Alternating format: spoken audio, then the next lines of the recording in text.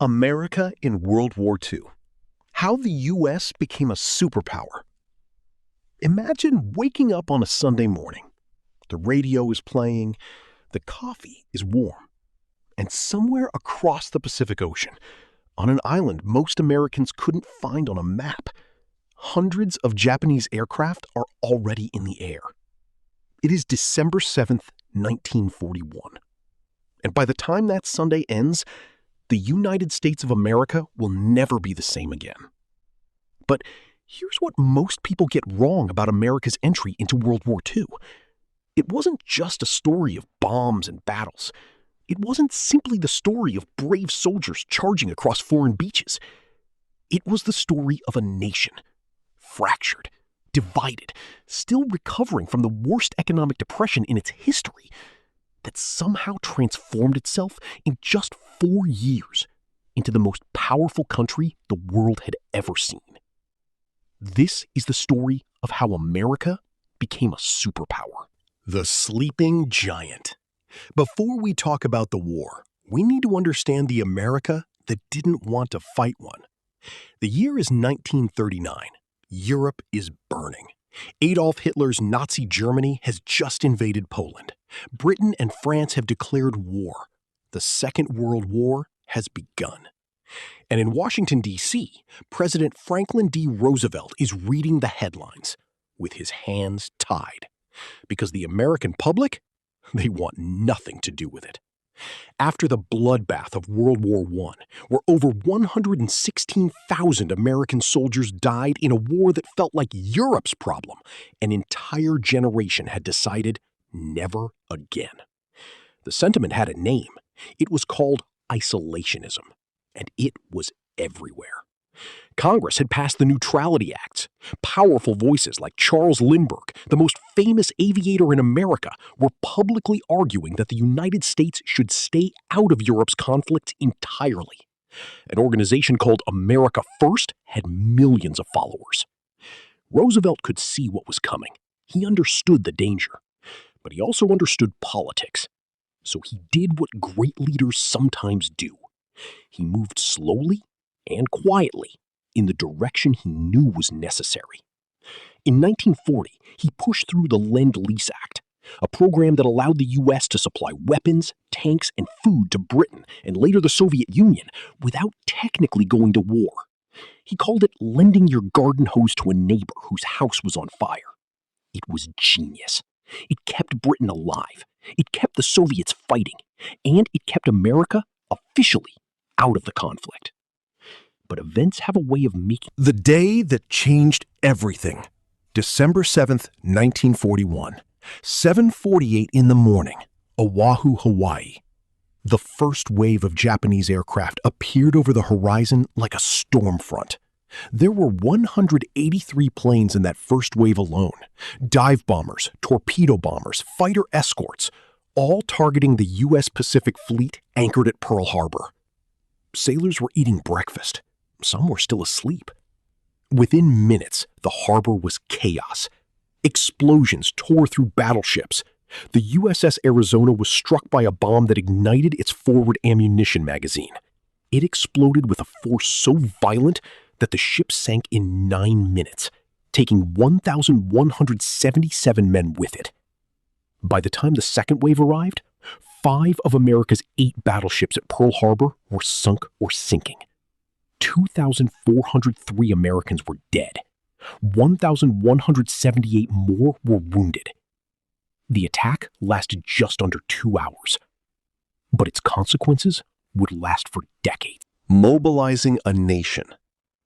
Here is a number that should stop you in your tracks. In 1940, the United States Army ranked 17th in the world in size, behind Romania, behind Portugal.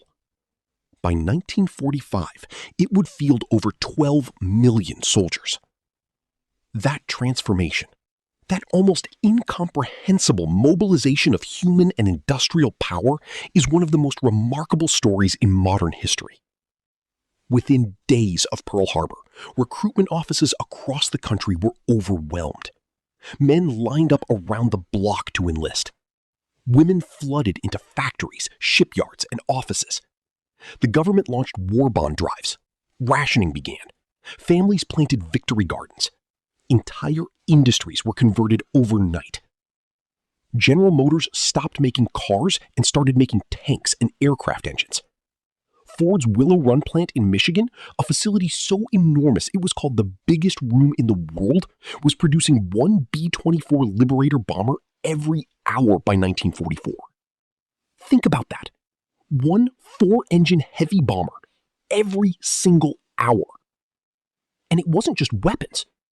The U.S. built 2,710 Liberty ships during the war, cargo vessels that could be assembled in as little as 4 days. By 1943, America was launching more ships every 3 weeks than Japan built in the entire year. The American economy, which had been struggling through the last gasps of the Great Depression, was suddenly roaring.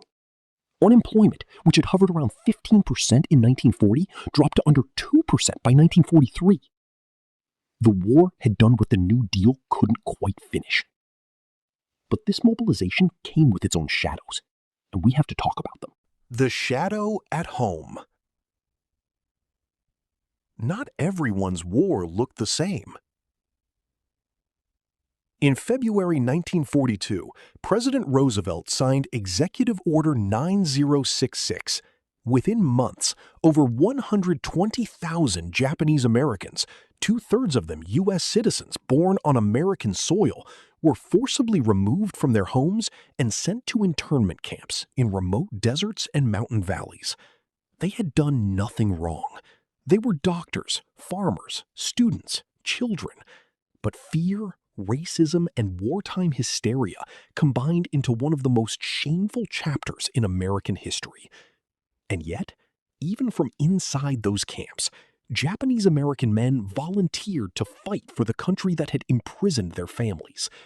The 442nd Regimental Combat Team, made up almost entirely of Japanese American soldiers, became the most decorated military unit in American history, earning over 18,000 individual decorations for valor.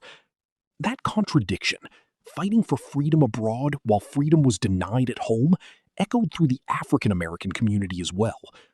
Nearly 1 million Black Americans served in World War II. They fought in segregated units under white officers for a country that still enforced Jim Crow laws. They called it the Double V campaign, victory against fascism abroad and victory against racism at home. The Tuskegee Airmen, the Buffalo Soldiers, the men of the 761st Tank Battalion, who General Patton told before battle, "I don't care what color you are, as long as you go up there and kill those sons of bitches." The Pacific War. Let's talk about the two theaters where Americans were actually fighting. The Pacific was savage in a way that's hard to describe. Japan had built an empire stretching from Manchuria to the Dutch East Indies to the doorstep of Australia. Their military culture emphasized death before surrender, and that made every island campaign a brutal, grinding nightmare. After Pearl Harbor, Japan's initial advances seemed unstoppable. The Philippines fell. Wake Island fell. Guam fell. General Douglas MacArthur was forced to flee the Philippines by PT boat, leaving behind 76,000 American and Filipino soldiers who would face the horrors of the Bataan Death March. But the tide began to turn in June 1942, at a tiny atoll in the middle of the Pacific.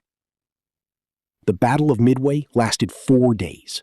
American codebreakers had cracked Japanese naval codes and knew the attack was coming.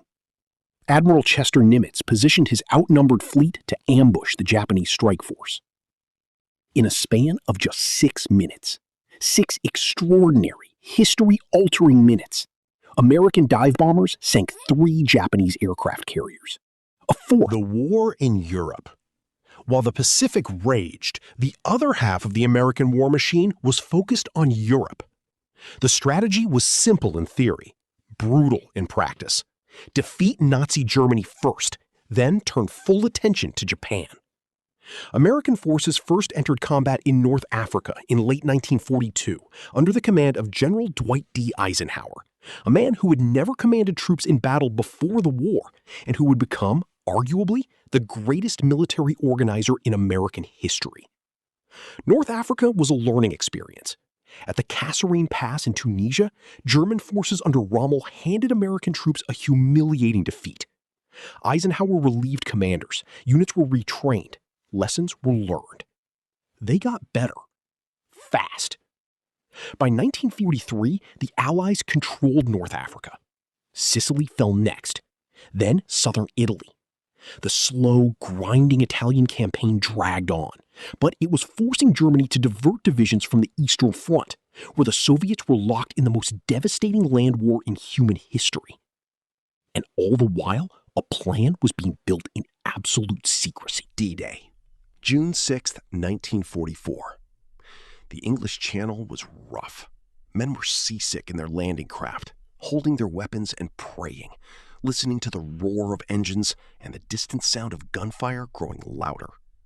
156,000 Allied troops were crossing the Channel that morning, the largest fleet ever assembled. Nearly 7,000 ships stretched from horizon to horizon.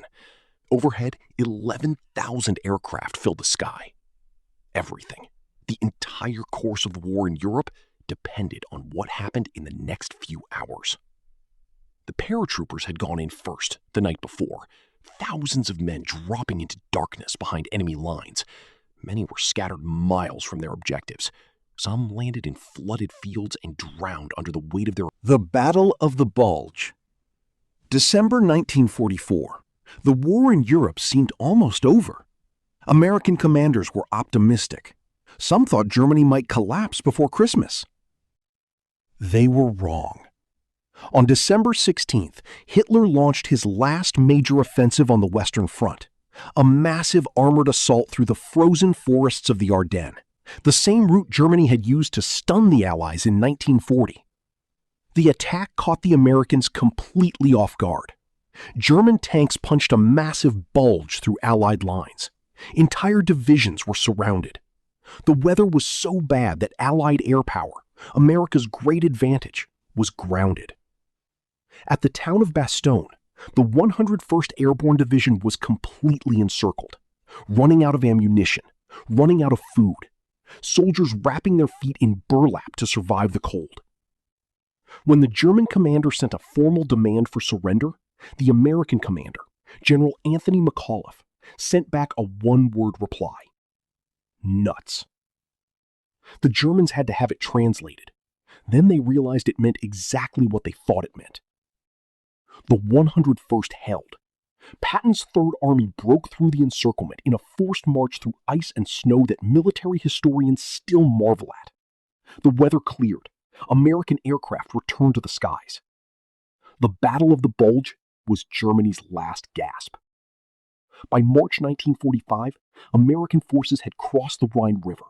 By April, they were linking up with Soviet forces advancing from the east. On April 30th, Adolf Hitler killed himself in his bunker beneath the ruins of Berlin. On May 8, 1945, VE Day, Germany surrendered unconditionally. The war in Europe was over. The atomic age begins. But Japan was not finished. Even as Germany collapsed, Japan's military leadership was preparing for a final, suicidal defense of the home islands. Kamikaze pilots were crashing their planes into American ships at Okinawa at a rate that alarmed Allied commanders. Japanese soldiers were fighting to the last man on every island.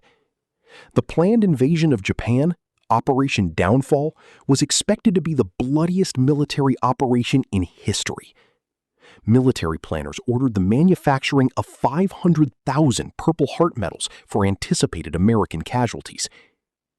We still haven't used all of them. Because on July 16, 1945, in the desert of New Mexico, the world changed forever.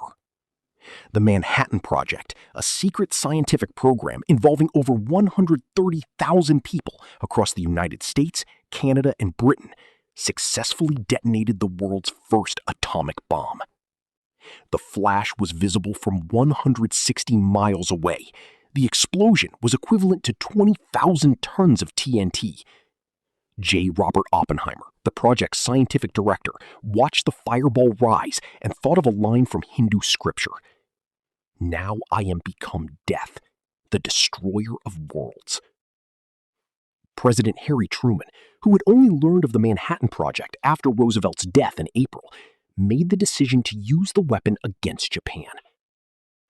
On August 6, 1945, the B-29 bomber Enola Gay dropped an atomic bomb on the city of Hiroshima. The explosion killed between 70,000 and 80,000 people instantly. Tens of thousands more would die from radiation exposure in the weeks and months that followed. The birth of a superpower. And now, the most important question. What did it all mean? When the guns fell silent in 1945, the world looked at the map and saw something that had never existed before. A single nation of overwhelming, dominant power. The United States had lost over 405,000 soldiers in the war, a grievous, heartbreaking toll.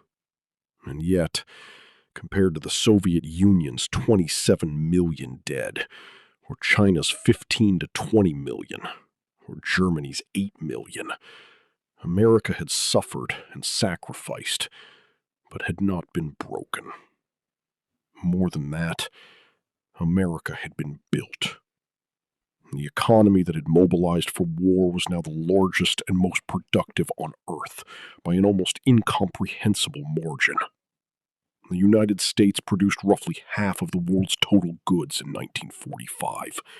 Its factories were intact, its cities were undamaged, its farmland was untouched. Europe lay in ruins. Asia lay in ruins. The Soviet Union had bled out a generation. America stood, not unscathed, but upright. And its leaders understood, this time, that isolation was no longer an option. World War II did not just make America powerful. It made America responsible. For better and for worse, the United States emerged from that conflict as the indispensable nation. The country that could not step back from the world because the world now depended on it. The country whose decisions, whose leadership, whose failures and triumphs would echo across every corner of the globe for generations. The men who stormed the beaches of Normandy, the women who built the bombers in Michigan, the Japanese Americans who fought for a country that had imprisoned their parents, the black soldiers who carried democracy's banner while being denied its promises. They all built this. And the weight of what they built and what it demands of those who inherit it is something America has been grappling with ever since.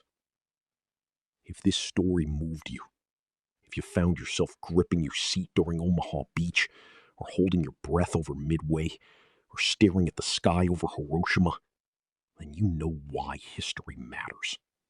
Because these aren't just old events in dusty textbooks. They are the decisions, the sacrifices, and the choices that built the world you live in right now. Subscribe to